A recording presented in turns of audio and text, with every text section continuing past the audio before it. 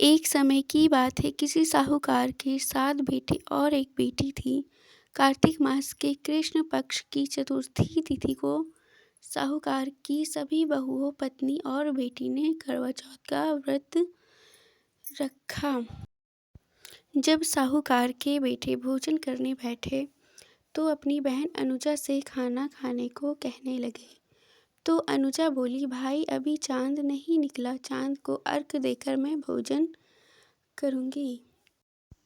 साहूकार के बेटे अपनी बहन से बहुत प्रेम करते थे। वो अपनी बहन को भूख से व्याकुल नहीं देख पाए तो उन्होंने नगर के पास पहाड़ी पर दीपक जलाकर चलने की ओट में रख दिया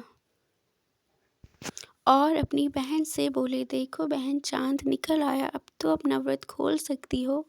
यह सुन अनुजा अपनी भाभीयों से कहने लगी, भाभी चांद निकल आया है, चलो अर्घ देकर भोजन कर लें। यह सुन भाभिया बोली, बाईसा ये तो आपका चांद निकला है, हमारा चांद निकलने में अभी समय है। भूख से व्याकुल अनुजा भोजन करने बैठ गई। जैसे ही पहला ग्रास खाया उसे छींक आ गई, दूसरा ग्रास खाते ही उसमें बाल निकल आया और तीसरा ग्रास खाने वाली ही थी कि ससुराल से बुलावा आ गया कि जैसी भी हालत में हो तुरंत ससुराल पहुँचे, पति बहुत बीमार है। उससे विदा करने के लिए जब माँ ने बक्से से कपड़े निकाले तो बार बार काले और सफ़ेद कपड़े निकल रहे थे। अनुजा बोली, माँ तुम ये सब रहने दो। माँ घबराकर बेटी से बोली, बेटा रास्ते में जो भी छोटा बड़ा मिले सबके पैर छूती जाना और कोई भी पूर्ण सुहागन होने का आशीर्वाद दे तो वहीं पर अपने पल्ले में गांठ बांध लेना। अनुजा बोली, ठीक है माँ, और वह अपने ससुराल चल दी। रास्ते में जो भी मिलता वह सबके पैर छूती गई। सबने खुश रहो, सुखी रहो, पीहर का सुख देखो, यही आशीर्वाद दिया। ऐसे ही वो अपने ससुराल पहुंच गई। ससुराल के आंगन में छोटी ननद खेल रही थी। जब उसके पांव छुए तो उसने आशीर्वाद दिया, सदा सौभाग्यवती रहो, पुत्रवती हो। यह सुन उसने अपने पल्ले में गांठ बांध ली। अंदर गई तो उसने देखा उसके पति का शव रखा है और उसे ले जाने की तैयारी हो रही है। वो बहुत रोई। जैसे ही उसके पति को ले जाने लगे वो रोती हुई बोली, मैं इन्हें कहीं नहीं जाने दूंगी। जब कोई नहीं माना तो बोली, साथ में चलूंगी। जब वह नहीं मानी तो सब बोले, ले चलो साथ में। सबके साथ वह शमशान चली गई। अंतिम संस्कार का समय हुआ तो अनुजा बोली, मैं इन्हें नहीं जलाने दूंगी। सब बोले, पहले तो पति को खा गई, अब उसकी मिट्टी भी खराब कर रही है। अनुजा नहीं मानी तो वो अपने पति को लेकर बैठ गई। थक हार कर सबने निर्णय लिया, इसे यहीं रहने दो, एक झोपड़ी डलवा दो। वह अपने पति को लेकर रहने लगी। अपने पति की साफ सफाई करती और उसके पास बैठी रहती। छोटी ननद दिन में 2 बार खाना देने आती थी। अनुजा हर चौथ का व्रत करती, चांद को अर्घ देती और जब चौथ माता आती और कहती, करवोले करवोले भाइयों की प्यारी करवोले, प्रिय प्यारी करवोले, तो अनुजा चौथ माता से अपने पति के प्राण मांगती। पर चौथ माता उसे ये कहती, हमसे बड़ी चौथ माता आएंगी तब उनसे अपने पति के प्राण मांगना। एक एक करके सभी चौथ माता आई और सभी यही कहकर चली गई। अश्विन की चौथ माता बोली, तुझसे कार्तिक की चौथ माता नाराज हैं, वही तेरा सुहाग लौटाएंगी। तो उनके पाँव मत छोड़ना और 16 श्रृंगार का सारा सामान तैयार कर लेना।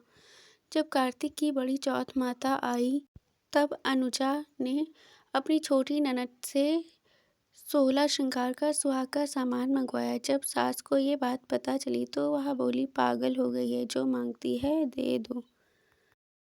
अनुजा ने करवा चौथ का व्रत रखा, चांद को अर्घ दिया और जोत करी। जब चौथ माता प्रकट हुई तो बोली, करवोले करवोले भाइयों की प्यारी करवोले, दिन में चांद उगाने वाली करवोले। अनुजा ने चौथ माता के पैर पकड़ लिए और बोली, माता मेरा सुहाग वापस करो। चौथ माता बोली, तू तो बहुत भूखी है, 7 भाइयों की प्यारी बहन है, तो तेरे लिए का क्या काम। अनुजा बोली, नहीं माता, मैं आपके पाँव तब तक नहीं छोड़ूंगी जब तक आप मेरा सुहाग वापस नहीं करती।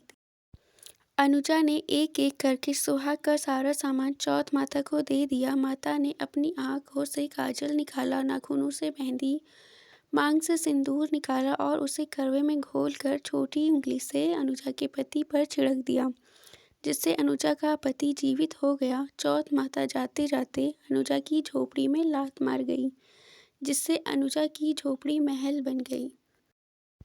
जब छोटी ननद खाना लेकर आई तो देखा भाभी की झोपड़ी की जगह महल खड़ा है। अनुजा ननद को देखते ही दौड़ी दौड़ी उसके पास आई और बोली, देखो भाई साहब, आपका भाई वापस आ गया। घर जाओ, सासू जी से कहो गाजी बाजी से हमें लेने आए। छोटी ननद दौड़ी दौड़ी माँ के पास गई और बोली, माँ भाई जिंदा हो गया है। माँ बोली, भाभी के साथ साथ तेरा भी दिमाग खराब हो गया है। वह बोली, नहीं माँ, सच में भाई जिंदा हो गया है। सभी घर वाले गाजी बाजी के साथ अपने बेटे बहू को लेने पहुँचे और अपने बेटे को जिंदा देखकर सास बहू के पैर छूने लगी और बहू सास के पैर छूने लगी। अनुजा बोली, माँ जी देखो, आपका बेटा वापस आ गया है।